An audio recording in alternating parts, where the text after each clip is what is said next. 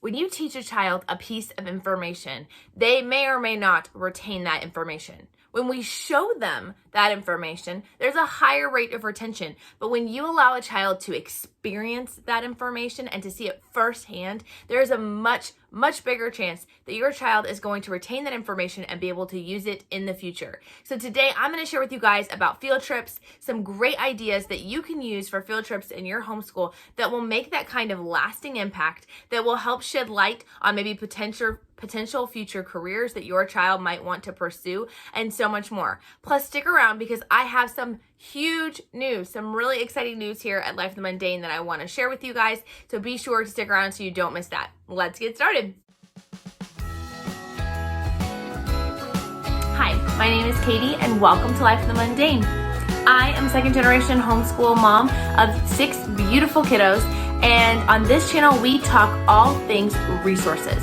I love to share with you resources that are going to help you in your homeschooling and help encourage you in your biblical parenting, and how you can utilize those to their fullest potential so that you can make the most of the little moment. As I was thinking about how to share these field trip ideas with you, I recognize that we all live in different geographical locations, and so we're going to have different things available to us than other people.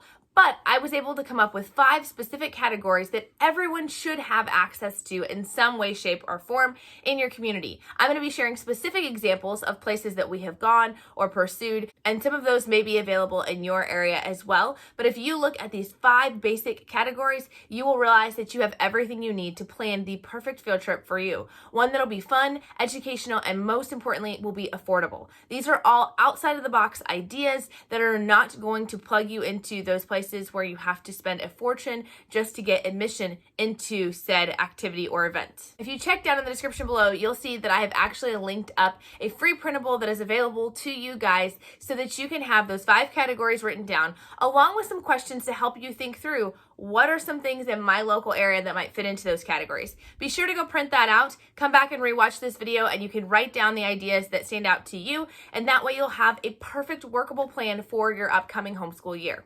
The first category when it comes to affordable, easy field trips is to look at public services. Now, a lot of times when we think of public service field trips, we think about a fire station or going to the police station and getting a tour there. And I would highly recommend that you do that if you've never done so. It can be so educational for your kids, so good for them to be in contact and know those people in their community. But I would encourage you to branch out and think of additional community helpers in your local area. So things like, we have toured our local library, we've done local news stations, local weather service areas. You could tour a local recycling center or going to your local post office. These are fantastic opportunities for your kids to see and understand how everyone has to work together in your community to serve you as a community. So start thinking about what are those jobs that you could share with them.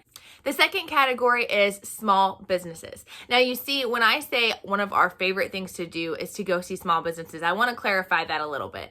I am part of a homeschool field trip co-op. We go and tour different places once a month. We've been doing it for several years now. One of our favorite places to go is to tour local businesses. Now, some are small businesses, some may be major chains. Some of the major chains that we have gone to over the years have been Papa John's, getting to make our own personal pan pizzas, and learning about the process of what they do there, going to Krispy Kreme and seeing how it works, going to Chick-fil-A. That is a really cool experience. I highly recommend. Those can be fantastic opportunities to share with your kids things they may encounter on a regular basis and how those are done. But what we have found over the years is that small businesses, mom and pop type shops, are really where it's at, guys. Those are the places that are the most fun, the most exciting to go tour and talk to, because those owners are passionate about their business. And that ultimately is what makes a good field trip. We went to a local chocolate shop. We've gone to different local farms and seen how they process things. We went to a lettuce farm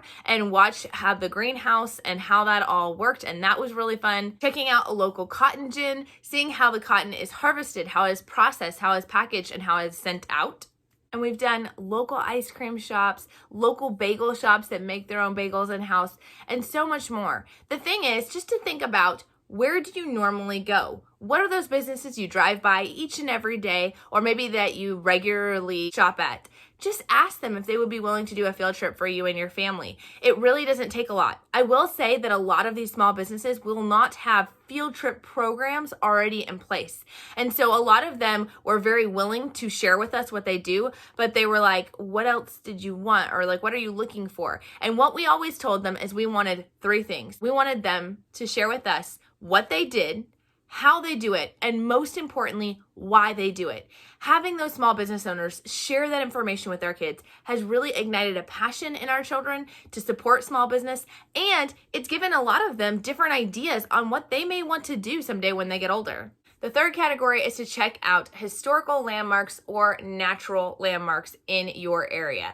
Now, this is where our exciting news comes in. You see, our family has made it our passion, our desire to travel around our state, pretty much primarily, and to experience those different small town and historical sites and natural landmarks as a family. And so we've decided to start sharing those adventures with you guys. So we started a whole new channel. This is called The Adventures of Life of the Mundane. I would love if you guys would check out the link down in the description or up in the iCards and subscribe. Help us get started. But essentially what it's going to be is us just sharing once a month on the 3rd Saturday of the month, sharing our adventures that we've gone on the previous month. It has been such a fun experience over the past several years to take these small trips and to really share how you can have an amazing educational day trip as a family with very little money actually involved. And I hope that it'll inspire you, give you ideas, and also maybe be a little bit entertaining to you. So be sure to check that out. But as we get into that category, what are some areas that you could go to look at national parks? Many of these national parks are a part of the Junior Ranger program. I'm going to drop a link down below if you guys are not aware of what the Junior Ranger program is, but it is attached to a lot of different locations all over the US having to do with parks or maybe different museums. And with this, your child can go to the front desk, say that they are a Junior Ranger, which you can register online for, and they will give them a little booklet of activities that they need to do while they're there. Maybe questions they need to ask or things they need to be looking out for. It depends on the location as to how much work is actually involved. And then you turn in that information when you leave and they get a Junior Ranger badge. My kids love collecting these, and it's a great way to branch out and make the trips a little bit more educational and to find things, information, or items that you may not have looked for otherwise. And the best part of that is those programs are completely free. Beyond that, I also suggest looking for birthplaces of local historical figures in your area. So for instance, just a few hours away from our home is the birthplace of Amelia Earhart. And we had a lot of fun last year going and visiting that birthplace. And a lot of times when there is a birthplace of a historical figure in your area, they will have additional historical landmarks or monuments in that same general area. So while we went and visited Amelia Earhart's birthplace, we also got to see a monument to the Lewis and Clark expedition. We actually got to see a spot where they actually camped for the night on their journey. So that was fun for my kids. And we also had the opportunity to look at the Forest of Friendship, which is a forest that Amelia Earhart kind of coordinated planting. And it is a tree from each and every of the 50 states, as well as several trees from other countries that are planted all in one forest. They even have a tree that went as a sapling up to the moon and came back to be planted right there in that forest. It is such a neat place to go and look around, and all of it is very free or very, very, very affordable. Fourth category is to look at local charities or organizations within your community. This is so important for kids to be involved in, and I would encourage you to attach it to a service project. Maybe the service project will be that you will collect donation items for said charity and bring it to the place as you tour their facility. Or maybe better yet, you'll tour this facility first, find out what their true needs are, and then do a collection and drop it off as a follow-up later. So a couple of different charities or ideas that you might look at or that we have done personally is checking out the Humane Society in our area, getting to, yes, play with the animals and see that. They did a great video sharing what to do if you were to encounter a stray dog. They shared that with our kids. We got to play with the animals, but we also got to see what service opportunities are available in our local area with our Humane Society, going and checking out the pregnancy crisis centers in your area, touring the Ronald McDonald House. That is one that's very near and dear to our family, as we have kids with special needs and we've had to utilize the Ronald McDonald House as a family. Go to your local children's home or senior center. I know a lot of people have done going to the senior center and playing bingo with the senior citizens there, or maybe going and performing a song or poem or some kind of information that you've learned as a homeschool family, presenting that to the different senior citizens there. These are great opportunities for our kids to get plugged in and connected, to see how they can volunteer and how they can serve their community in another aspect. The fifth and final category is to look at online virtual field trips. 2020 really brought this virtual field trip thing to life. Yes, there were things that existed before then, but a lot of people realized there was a need for checking out virtual field trips. This is a fantastic way, guys, to be able to see places that maybe are not in your budget to go see, whether it's because they're too far physically from your house, or maybe they're just too expensive to go tour. So you can go and look at those videos online. We love to use YouTube. That's probably our primary place that we like to find virtual field trips.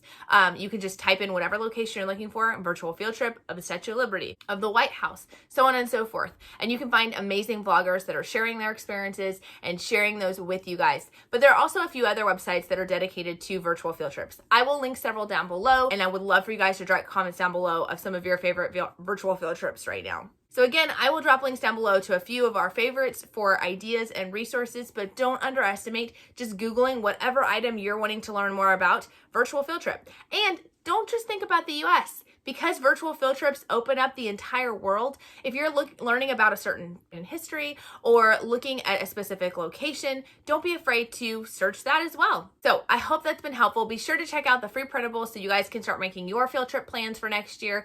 And be sure to check out the channel. We would love to have you over Adventures of a Life in the Mundane. Again, I will drop that link here and you guys can go check that out and subscribe. We'll talk to you later. Bye.